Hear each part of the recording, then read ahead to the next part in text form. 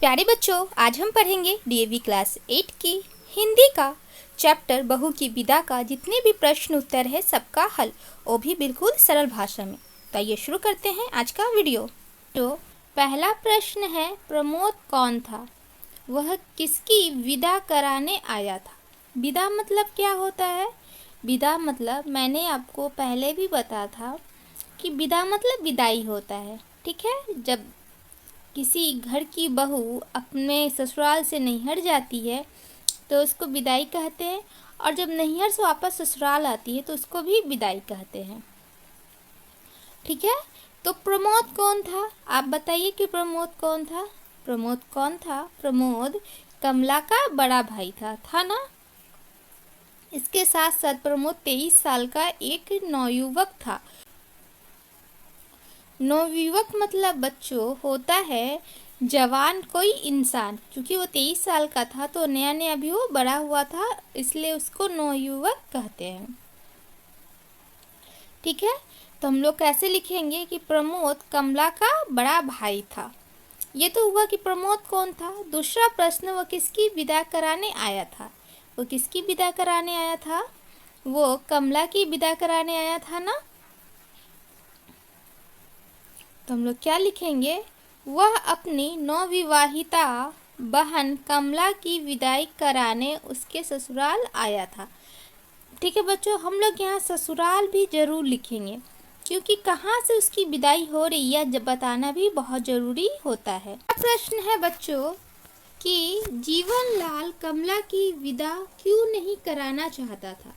ठीक, जीवनलाल जो था वो कौन था? कमला का ससुर था, लेकिन वो क्या नहीं चाहता था कि कमला अपने ससुराल से पहली बार विदा होके कहाँ जाए? अपनी नैहर जाए। क्यों नहीं चाहता था? क्योंकि उसको लगता था कि कमला जो दहेज लेकर आई है वो बहुत ही कम है। मतलब वो लोग जितना दहेज बोले थे उतना वो लोग दहेज नहीं दिए हैं। अच्छा बच्चों, आप लोग मुझे बताइए कि आप लोग को पता है कि दहेज क्या होता है? आप लोग को तो पता होना चाहिए, आप लोग थोड़े बड़े हो चुके हैं। अगर आपको नहीं पता है तो मैं बता देती हूँ कि दहेज क्या होता है। दहेज बच्चों एक ऐसी प्रथा है जो हमारे समाज को बहुत ही अंदर से खोखला कर रही है। दहेज, जब दूल्हा दुल्हन की शादी होती है तो शादी से पहले दूल्हे के जितने लोग हैं वो दुल्हन के घर वालों से इस शादी के बदले बहुत कुछ मांगते हैं। बहुत ज़्यादा पैसा मांगते हैं, बहुत ज़्यादा गहना मांगते हैं, घर का सामान मांगते हैं और भी तरह तरह की चीज़ें मांगते हैं। इसे ही बच्चों दहेज कहा जाता है। ठीक है, जिसके पास बच्चों पैसे हैं वो तो दे देते हैं, पर जिनके पास पैसे नहीं हैं वो दूल्हे के जो घर वाले हैं उसकी दहेज की जो मांग है उसको पूरा नहीं कर पाते। उसके बदले जो दूल्हे के जो परिवार वाले हैं या जो खुद दूल्हा है वो क्या करता है, शादी के बाद अपने दुल्हन के साथ या अपने बहू के साथ बहुत ही गलत व्यवहार करता है। कभी कभी तो उसको मारता है, पीटता है, यहाँ तक कि उसका हत्या भी कर देता है। ठीक है, तो ये जो दहेज की जो प्रथा है बच्चों वो बहुत ही बुरी प्रथा है, इसको हमारे समाज से निकालना चाहिए। ठीक है, तो चलिए आज का प्रश्न क्या था बच्चों कि जीवनलाल कमला की विदा क्यों नहीं करना चाहता था? क्योंकि उसको लगता था कि कमला जितना दहेज लेकर आई है वो क्या है, बहुत ही कम है। और जितना मांगा था उसे वो लोग बहुत कम दिए हैं। उसके साथ साथ ही उसको क्या लगता था कि वो लोग जो बारातियों की जो खातिरदारी किए हैं वो अच्छी तरह से नहीं किए हैं। शादी में भी एक बहुत बड़ी समस्या होती है। जब आप शादी किसी बड़े घर में करते हैं तो वो लोग कहते हैं कि हमारे बारातियों का एकदम बढ़ चढ़ के खातिर करिएगा। अब जो गरीब परिवार की बेटी वाले हैं वो बढ़ चढ़ के कितना बढ़ चढ़ के करेंगे? करने का तो कोई अंत होता नहीं है। अगर आप कितना भी अच्छे से करें, कमी निकालने वाले उसे कमी निकाल ही देते हैं। ठीक है, तो जीवनलाल उसी प्रकार के व्यक्ति थे कि आप उनको कितना भी कर दे आप उसमें कमी निकाल देंगे। इसी स्वभाव के कारण वो क्या चाहते थे कि कमला की विदाई ना हो। लेकिन स्कूल में सेंटेंस में कैसे लिखेंगे बच्चों कि जीवनलाल को लगता था कि उसकी बहू कमला के मायके वालों ने तय की हुई दहेज की राशि नहीं दी है। जितना उन्होंने तय किया था कि मैं दहेज दूंगा या दूंगी, उतना वो लोग नहीं दिए हैं। ठीक है। और ना ही बारातियों की खातिरदारी ही अच्छी तरह से की है, इसलिए वह कमला की विदा नहीं कराना चाहते थे। ठीक है। उनको क्या लगा कि नहीं, ना ही तो ये लोग दहेज दिए हैं और ना ही बारातियों का स्वागत किए, इसलिए मैं इस बार कमला की विदाई नहीं करूँगा। बच्चों, अपनी विदाई न होने पे कमला की क्या प्रतिक्रिया थी? अब ये प्रतिक्रिया मतलब क्या होता है बच्चों? प्रतिक्रिया मतलब होता है रिएक्शन। ठीक है। कि जब कमला को पता चला कि उसके ससुर उसकी विदाई नहीं करना चाहते हैं, तो उसने क्या उसका रिएक्ट किया। ठीक ना। तो बच्चों, जब उसको पता चला कि इतने लाख कोशिशों के बाद भी क्या हो रहा है कि जो मेरे ससुर हैं वो मेरी विदाई नहीं कर रहे हैं, तो उसको तो अंदर से बहुत दुख हुआ होगा, क्योंकि सब अपने नैहर जाना चाहते हैं। वो भी शादी के तुरंत बाद। तो बच्चों, नैहर जाने का मज़ा ही दूसरा होता है, क्योंकि उस समय जो होते हैं बच्चों, परिवार के लोग पूछते हैं कि तुम्हारा घर परिवार कैसा मिला है, तुम खुश हो कि नहीं हो। बाद में तो सब जान ही जाते हैं कि हाँ, उसके परिवार वाले अच्छे हैं कि बुरे हैं, उसके साथ कैसा व्यवहार होता है। लेकिन फर्स्ट टाइम इसका बहुत ही बड़ा महत्व होता है। ठीक है। तो जब कमला को पता चला कि उसकी विदाई नहीं हो पा रही है, तो वो अंदर से अंदर टूट गई। पर वो अपने भाई को ये नहीं बताना चाह रही थी कि मुझे अंदर से बहुत ही ज़्यादा दुख हुआ है कि मेरी विदाई नहीं हो रही है। वो भाई के सामने बहुत ही मजबूत बनी रही। इतना ही नहीं दोस्तों, वो अपने ससुराल वाले हो, जैसे कि अपनी सास हुई, अपने पति हुए, अपने ननद हुई, सबकी बड़ाई करने लगी अपने भाई के सामने कि मेरे ससुर थोड़े बुरे हैं तो क्या हुआ, ये बाकी जितने लोग हैं वो सारे बहुत अच्छे हैं। और भैया, आप मेरा विश्वास कीजिए कि मैं यहाँ खुश रहूँगी और समय के साथ सब ठीक हो जाएगा। इस तरह की जो संतावना है बच्चों, वो अपने भाई को देने लगी कि उसके परिवार वालों को भी किसी प्रकार का कोई भी दुख ना हो। ठीक है। लेकिन इसको हम लोग सेंटेंस में कैसे लिखेंगे बच्चों? अपनी विदाई ना होने के दुख को कमला ने अपने भाई के सामने व्यक्त नहीं होने दिया होगा बच्चों। यहाँ पे देती नहीं होगा, यहाँ पे दिया होगा। ठीक है। और इतना सब होने के बावजूद भी वह अपने ससुराल वालों की तारीफ ही करती है। वह अपने भाई को यह विश्वास दिलाती है कि वह उसकी चिंता न करे, वह बिल्कुल ठीक है और समय के साथ सब ठीक हो जाएगा। ठीक है बच्चों, क्या की कि वो अपने अंदर जितना भी दुख था अपने अंदर रख ली, अपने भाई के सामने बिल्कुल भी व्यक्त नहीं किया। अपने व्यक्त करना मतलब बताना होता है, अपने भाई को वो नहीं बताई। और उसके साथ क्या कि बच्चों, अपने जितने भी परिवार वाले हैं सबकी वो बड़ाई करने लगी, ताकि उसके भाई को भी लगे कि उसकी बहन क्या है, खुश है। चौथा प्रश्न है बच्चों, राजेश्वरी ने जीवनलाल को क्या समझाया? ये राजेश्वरी कौन थी, आप बताइए। राजेश्वरी ये जीवनलाल की कौन थी? पत्नी थी। ठीक है। जीवनलाल की पत्नी थी। अब वो जब जीवनलाल कमला की विदाई नहीं कर रहे थे, तो राजेश्वरी उसको क्या समझा रही है कि बेटी और बहू में कोई अंतर नहीं होता, उन्हें कमला की विदाई कर देनी चाहिए। ठीक है। जब उनकी जो बेटी थी उसकी भी विदाई नहीं की गई, तो जीवनलाल को बहुत ही धक्का लगा। तब राजेश्वरी उसको समझा रही है कि आप हमेशा बेटी बेटी बहू बहू जो कर रहे हैं, बेटी और बहू में बच्चों कोई अंतर नहीं होता है, दोनों ही तो एक जैसी ही होती है। ठीक ना। और हमें एक जैसे रखेंगे। जब तक हम लोग बहू को बेटी की तरह नहीं मानेंगे, तब तक बहू हमारी बेटी नहीं बन सकती। जब उसको हम लोग बहू की तरह रखेंगे, तो हमेशा ही वो बहू की तरह ही रिएक्ट करेगी। ठीक है, इसलिए बेटी और बहू में कभी कोई अंतर नहीं करना चाहिए। जैसे हम लोग के लिए हमारी बेटी है, उसी तरह हमारी बहू भी हमारी बेटी की तरह ही है। ठीक है, तो यही राजेश्वरी अपने पति को समझा रही है। राजेश्वरी कैसे समझा रही है? राजेश्वरी ने अपने पति को, जीवन लाल को समझाया कि बेटी और बहू में कोई अंतर नहीं होता, उन्हें कमला की विदाई कर देनी चाहिए। ठीक है, 5 नंबर में क्या है दिया हुआ बच्चों? पाठ के आधार पर नीचे कुछ कथन दिए हैं। सही कथनों के आगे सही का तथा गलत कथनों के आगे गलत का निशान लगाएं। ठीक है, यहाँ पे कुछ सेंटेंस दिए हुए हैं, इसमें से कौन सा लाइन सही है उसके आगे सही का टिक, और जो गलत है उसके आगे गलत का साइन हमें लगाना है। तो चलिए फटाफट हम लोग पढ़ लेते हैं।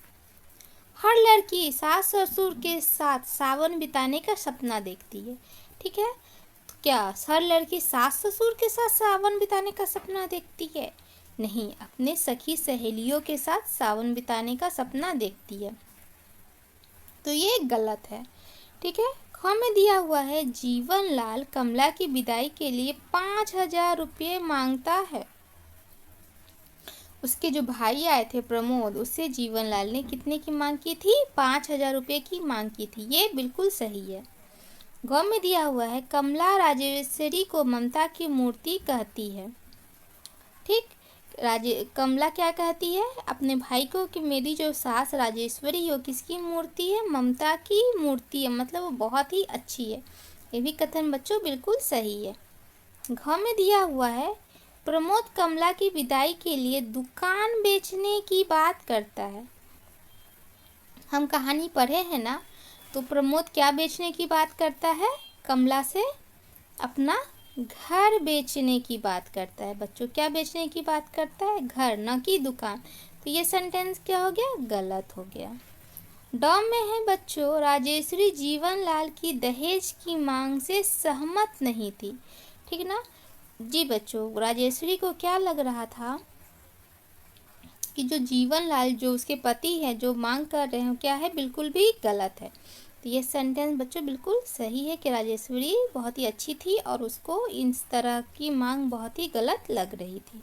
इसके बाद बच्चों आती है बातचीत के लिए कुछ प्रश्न दिए हुए हैं। इसको हम लोग बातचीत के द्वारा ही हल कर लेते हैं, क्योंकि ये वैसे भी मौखिक प्रश्न है। अगर आपको से मैम पूछेगी तो मुंजवानी ही पूछेगी, और आपको इसका जो जवाब है बच्चों भी कैसे देना होगा? मुंजवानी ही देना होगा। तो पहला प्रश्न क्या है बच्चों? बेटी वाले होकर भी हमारी मूंछ ऊंची है, आशय स्पष्ट कीजिए। इसका ये जो लाइन है बच्चों, इसका कुछ अर्थ होता है। ये अपने आप में क्या है? बहुत कुछ लिए हुए कि हमारी मूंछ ऊंची है। ये क्या है? एक मुहावरा है, इसका अपना कुछ अर्थ होता है। ठीक, तो बेटी व एक, पहले ये कथन किसका है बताइए? तो ये कौन किसको बोल रहा है? ये जो कथन है ये जीवनलाल प्रमोद को बता रहे हैं कि हम बेटी वाले हैं, लेकिन फिर भी हमारी मूंछ क्या है? ऊंची है। ठीक है, तो कब बोल रहा है? कि जब वो विदाई कराने जाते हैं तो बोलती है कि देखो तुमने तो अपने बेटी को कुछ नहीं दिए, एक हम हैं जो अपने बेटी को इतना कुछ दिए हैं कि हमारी मूंछ क्या है? अभी भी ऊंची है। मूंछ ऊंची है क्या मतलब बच्चों होता है कि मतलब इतना कुछ हम अपने बेटी को दिए हैं कि अब उसका जो ससुराल वाला है वो हमसे शिकायत कर ही नहीं सकता कि आपने ये नहीं दिया, आपने वो नहीं दिया, आपने इतना कहा था और उतना दिया। और हमने बारातियों की भी जो खातिरदारी की है बच्चों, इतने अच्छे से की है कि उसमें भी उन लोग को शिकायत का कोई भी मौका नहीं दिया। मतलब एकदम पहले दर्जे का मैंने जो है वो लोग का स्वागत किया है। लेकिन क्योंकि कमी निकालने वाले बच्चों, किसने भी ऊंचे से आप दहेज दे, कितना भी अच्छे से स्वागत करे, कमी निकालने वाले कमी निकाल ही देते हैं। ठीक है, तो इसका आशय क्या हुआ? बेटी वाले होकर भी हमारी मूंछ ऊंची है का आशय क्या हुआ? कि हम भले ही बेटी वाले हैं पर हमने अपने बेटी के ससुराल वाले को इतना ज़्यादा दहेज दिया है और उनकी बारातियों की इतनी अच्छी से खातिरदारी की है कि उसमें कमी निकालने की कोई जगह नहीं है। इसलिए हमारी मूंछ क्या है, ऊंची है। ठीक है। प्रश्न क्या है बच्चों, जीवनलाल, राजेश्वरी तथा कमला के चारित्रिक गुणों का पर चर्चा कीजिए। ठीक, अब बताइए बच्चों चारित्रिक गुण क्या होते हैं कि जो जीवनलाल है उनका वो कैसा इंसान है, राजेश्वरी कैसा है और कमला कैसी है, इन सब के जो गुण हैं वो बताना है। ठीक, अब गुण मतलब गुण ही नहीं होता है, उसमें हमसे जो कमी है, जो बुरे चीज़ है उसको भी बताना है, जो अच्छाई है उसको भी बताना है। ठीक, पहले जीवनलाल। जीवनलाल कैसे है बच्चों, जिद्दी है, अभिमानी है। ठीक है, पैसा का लालची है, इस प्रकार का वो इंसान है ना, क्योंकि वो तो एक जिद्दी है, वो अपने आगे किसी की सुन नहीं रहा है। ठीक, नहीं करनी है तो बस नहीं करनी है। दूसरा लालची है, क्योंकि उसको दहेज का लालच है कि इसने इतना बोला था, इतना नहीं दिया, और इतना दिया तो उससे ज़्यादा क्यों नहीं दिया। ठीक, उसके साथ साथ अभिमानी भी है, उसको भी क्योंकि वो जहाँ भी बोल रहा है कि हमारी मूंछ ऊंची है, तो इस प्रकार का अभिमान उसके अंदर है कि हमसे बड़ा कोई भी नहीं है। दूसरा है राजेश्वरी। राजेश्वरी कौन है बच्चों, जीवनलाल की पत्नी है, कमला की सास है। वो कैसी है बच्चों, एक बहुत ही समझदार महिला है, क्योंकि समझदारी से वो जीवनलाल को सलाह देती है कि हमें अपनी बहू की विदाई कर देनी चाहिए। साथ ही बच्चों वो बहुत ही अच्छी भी है, क्योंकि वो कमला को बहुत ही अच्छे से रखती है, उसको उसके मम्मी की कमी नहीं होने देती। ठीक, तो कैसी है वो, एक संस्कारी औरत भी है। तो इस प्रकार की जो खूबियाँ है बच्चों किसके अंदर है, राजेश्वरी के अंदर है। तीसरी है बच्चों कमला। कमला कौन है, कमला जीवनलाल और राजेश्वरी की बहू है और प्रमोद की बहन है। इसके क्या गुण है बच्चों, ये बहुत ही संस्कारी औरत है, इसको पता है कि कहाँ पे क्या बोलना चाहिए। वो अपने भाई के सामने अपने दुख को व्यक्त नहीं करती। ये हमारा संस्कार है बच्चों कि हम अपने दुख को सबके सामने व्यक्त नहीं करते। ठीक, और हमेशा खुश रहते हैं। और उसके साथ साथ बच्चों बहुत ही अच्छी भी है, क्योंकि अपने सबसे अच्छे से व्यवहार करती है, कोई इसमें कोई भी कमी नहीं निकालता। उसके साथ साथ बच्चों ये सहनशील भी है। ठीक, क्योंकि ये जितने भी अत्याचार कर रहा था इसके ऊपर जीवनलाल, वो सबको सह रही थी। इस तरह के बच्चों जो गुण हैं ये तीनों में हम लोग देखते हैं। तीसरा प्रश्न है बच्चों, दहेज प्रथा को समाप्त करने में युवाओं का क्या योगदान हो सकता है। ठीक है, अब बताइए आप अभी आप बच्चे हैं, कल को आप ही युवक होंगे, आप ही जवान होंगे और शादी भी आप ही की होगी। ठीक है, जब आपकी शादी होगी तो आपके माता पिता दहेज की बात करेंगे, या हो सकता है आपके अंदर भी दहेज का लालच हो, तो उस समय आप क्या करेंगे दहेज प्रथा को समाप्त करने के लिए। ठीक, सबसे पहले बच्चों हम लोग को अपनी सोच को बदलना होगा। हमारे अंदर ये बच्चा पहले से ही बैठा हुआ है कि हम लड़के हैं तो हमें दहेज मिलेगा, और जो लड़की है उसके अंदर बसा हुआ है कि हम लड़के हैं, हमको दहेज देना पड़ेगा। पहले ये जो सोच है दोस्तों, पहले सबसे पहले इसी को ख़त्म करनी होगी, क्योंकि दोस्तों ये हमारे अंदर इतना घर कर चुका है कि सबके दिमाग में ये सेट हो चुका है कि शादी तो बिना दहेज के हो ही नहीं सकती है। ठीक है, और भी देश है दोस्तों, और भी बहुत सारे देश है जिसमें दहेज की कोई प्रथा ही नहीं है। अपने मन से कुछ दिया नहीं दिया कोई कुछ बोलने वाला नहीं है। उस तरह की चीज़ें हमारे देश में भी होनी चाहिए। और दूसरी बात बच्चों, जो लड़का लड़की है दोनों को क्या करना चाहिए, पहले तो अपने पैर पे खड़ा होना चाहिए। जब लड़का अपने पैर पे खड़ा नहीं होगा तो अपने माँ बाप से नहीं कह सकता कि मुझे दहेज नहीं चाहिए। दूसरी तरफ अगर लड़की अपने पैर पे खड़ा है तो वो सामने वाले को बोल सकती है कि नहीं, अगर आपको दहेज चाहिए तो मैं आपके घर शादी नहीं कर सकती। ठीक है, तो दूसरा क्या चीज़ है कि दोनों को अपने पैरों पे खड़ा होना चाहिए। ठीक, और उनके अंदर ये चीज़ कूट कूट के भरी होनी चाहिए कि नहीं, हमें दहेज नहीं लेना है। दहेज प्रथा एक बहुत बुरी है चीज़ है, इसको हमारे समाज से निकालना है। उसके लिए बच्चों सबसे पहले कि हम लोग को उच्च शिक्षा प्राप्त करनी पड़ेगी। हम जितना ज़्यादा पढ़ेंगे उतनी ज़्यादा चीज़ों को समझेंगे, जितनी ज़्यादा चीज़ों को समझेंगे उसकी समस्या हमारे सामने आएगी। जब समस्या हमारे सामने आएगी तो उसका हल भी हम ही लोग निकालेंगे। ठीक है, तो एक नवयुवक होने के नाते आपको क्या क्या करना है? सबसे पहले शिक्षा लेनी है, फिर अपने सोच को बदलना है, उसके बाद आपको अपने पैर पे खड़ा होना है और उसके बाद आपको समाज को बदलना है। ठीक, आप करेंगे ना ये सब? उसके बाद है बच्चों 4 नंबर में दिया हुआ है, जीवन लाभ किस मरहम की बात करता है, उसे वो मरहम किस प्रकार मिलता है। ठीक है, आप बताइए, आपको जो जीवन लाल है वो किस मरहम की बात कर रहा है? बार बार वो प्रमोद से बोल रहा है ना कि तुम लोगों ने मुझे बहुत बड़ा दर्द दिया है, अब उसका मरहम मुझे चाहिए। मरहम बच्चों कुछ नहीं, वो 5,000 रुपये हैं, है ना, जो वो प्रमोद से डिमांड करता है शादी के बाद भी कि तुम मुझे 5,000 रुपया दोगे तो ही मैं तुम्हारी बहन को विदा करूँगा। और उसका वो मरहम किस प्रकार मिलता है बच्चों? जैसी करनी वैसी भरनी, है ना। जब जीवनलाल का बेटा उसकी बेटी को विदा कराने ससुराल जाता है गौरी को, तो उसके जो ससुराल वाले हैं वो क्या बोलते हैं कि नहीं नहीं, आप लोगों ने भी क्या किया है, दहेज नहीं दिया है। जब आप पूरा दहेज देंगे तो ही हम आपकी बेटी को विदा करेंगे, नहीं तो नहीं करेंगे।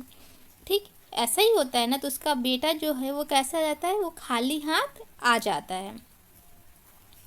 तो इस प्रकार जो जीवन लाल है उसको क्या मिल जाता है, उसका मरहम मिल जाता है कि जैसी करनी वैसी भरनी। जब तुम दहेज की मांग कर रहे हो, किसी दूसरे की बेटी को विदा नहीं कर रहे हो, तो उसको भी उसकी इसी तरह की बातें बोलकर उसके बेटे को भी खाली हाथ पहुंचा दिया जाता है कि नहीं, तुमको तुम्हारी बहन की विदाई नहीं दी जाएगी, तुम अपनी बहन की विदाई जब दहेज लेकर आना तब कराना। इस प्रकार जीवनलाल को उसका मलहम मिल जाता है, मिलता है ना। उसके बाद है बच्चों अनुमान और कल्पना। ठीक, अब हमको अनुमान लगाना है कि अगर ऐसा होता तो क्या होता और अगर ऐसा नहीं होता तो क्या होता। पहला प्रश्न बच्चों, क्या होता यदि राजेश्वरी कमला और प्रमोद का साथ न देती। ठीक, अगर राजेश्वरी जो कि कमला की सास है वो कमला और प्रमोद का साथ नहीं देती तो क्या होता बताइए। जो प्रमोद है बच्चों उसको खाली हाथ ही लौटना पड़ता। उसके साथ साथ जब भी वो सोचता है कि मुझे अपनी कमला की विदाई करानी है, उसको 5,000 रुपये लेके आने होते। जब तक वो दहेज की वो 5,000 रुपये नहीं देते तब तक वो लोग क्या करते, कमला को विदा नहीं करते।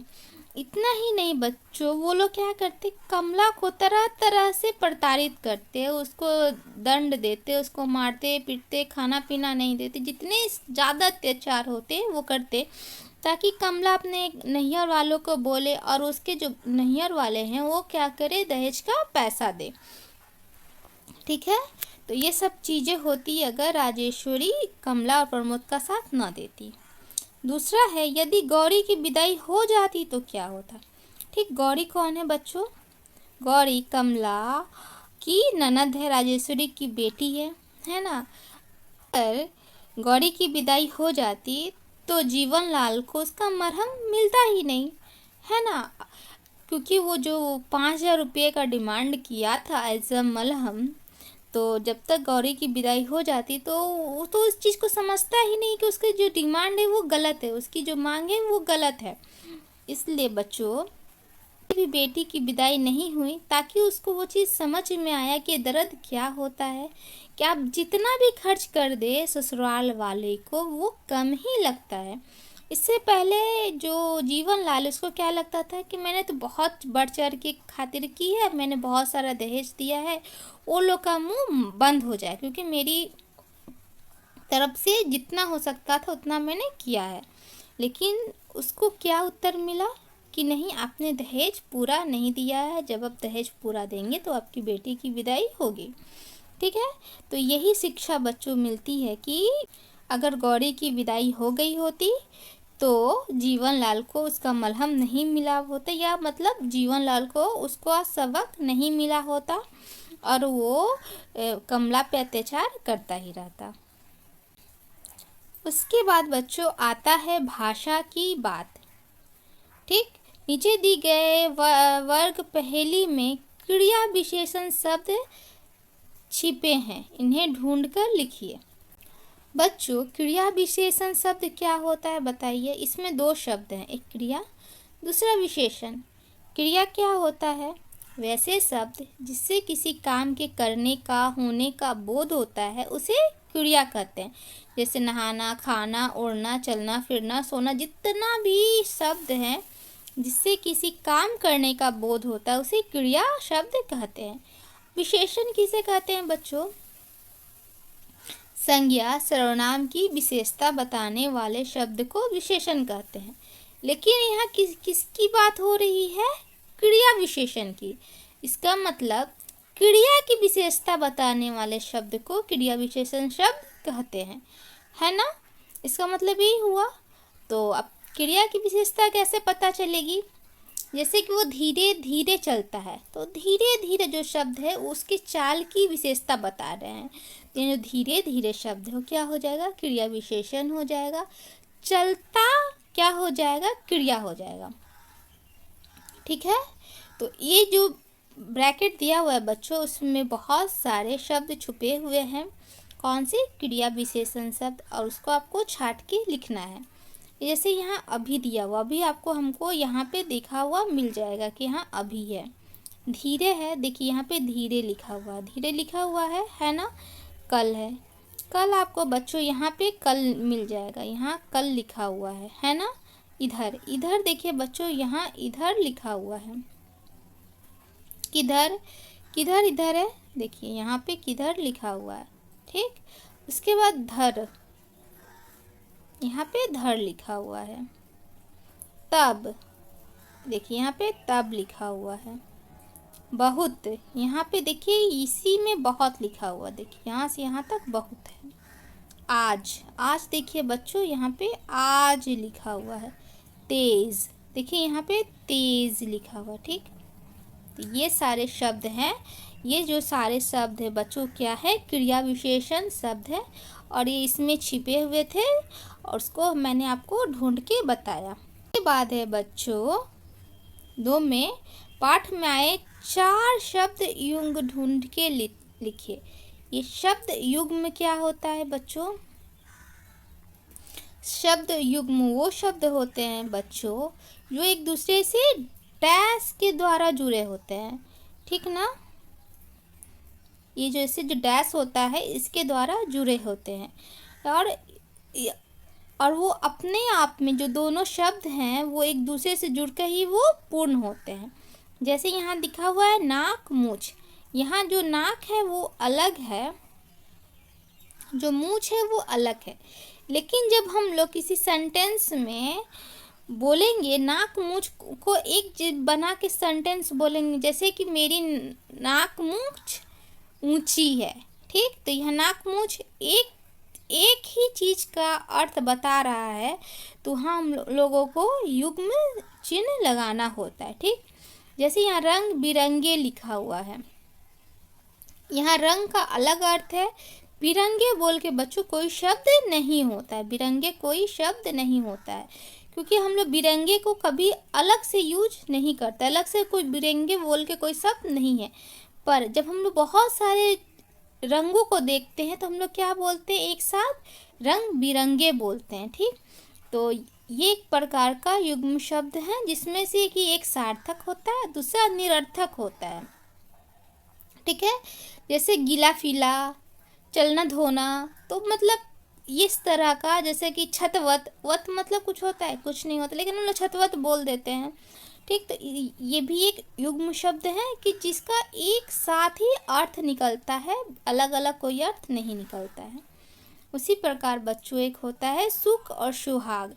देखिए बच्चों, ये भी, इनका भी एक अलग अलग दूसरा अर्थ होता है, पर किसी किसी वाक्य में बच्चों हम लोग एक साथ इसको प्रयोग करते हैं एक ही अर्थ में।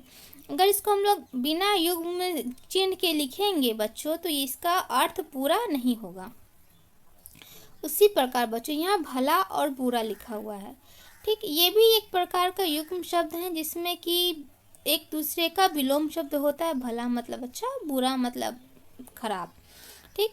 मतलब तुम मुझे भली बुरी बातें मत करो, तो यहाँ पे अगर हम लोग भली बातें मत करो या बुरी बातें मत करो, ठीक, तो इस तरह का सेंटेंस नहीं बन रहा है। लेकिन क्या है, अगर हम लोग एक साथ करें तो हम लोग इससे वाक्य बनाते हैं जिसका इन दोनों का एक साथ ही अपना एक नया अर्थ होता है, ठीक।